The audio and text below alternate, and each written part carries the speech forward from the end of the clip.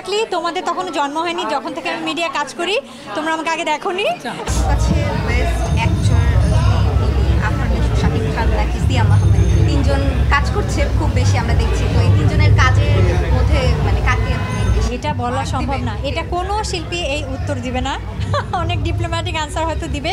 সবাই কি ভালো লাগে, সবাই স্ব ক্ষেত্রে প্রতিষ্ঠিত এবং এক একজনের অ্যাক্টিং করার স্টাইল একদম ভিন্ন, সবাই ভালো।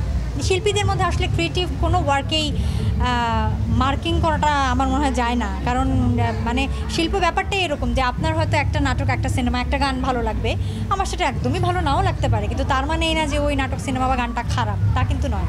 সো এরকমই শিল্প বা ক্রিয়েটিভ ওয়ার্ক এরকমই। এবার অভিনেত্রী বা নায়িকাদেরকে নিয়ে কথা বলতে চাই। সবাই ভালো, সবাই ভালো, সবাই ভালো। কারো কোনো অভিনয়ে ইমপ্রুভমেন্ট দরকার? হ্যাঁ, এরকম অনেকেরই আছে, বাট এটা যদি আমি বলি আমাকে এখানে মারতে মারতে যে কি করবে এরা। আপনি অনেক গুণী একজন অভিনেত্রী, সুতরাং কিছু হবে না।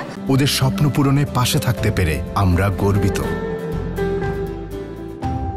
খুবই ভালো, ভালো তো লাগছে। হচ্ছে সবাই সিনেমা হলে এসে সিনেমা দেখছে।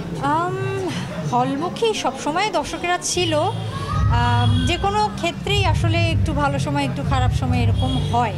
তো হয়তো আমরা মাঝখানে একটু খারাপ সময় পার করে এসেছি, কিন্তু পার করে এসেছি আলহামদুলিল্লাহ, এখন ভালো। এবং আমি তো সবসময় বলি যে অনেকেই বলে যে কাজ ভালো হচ্ছে না, মনোপুত হচ্ছে না, এই কথাটা ঠিক না। আসলে যারা বলে হয়তো তারা সব কাজ দেখে না বা খোঁজ খবর রাখে না।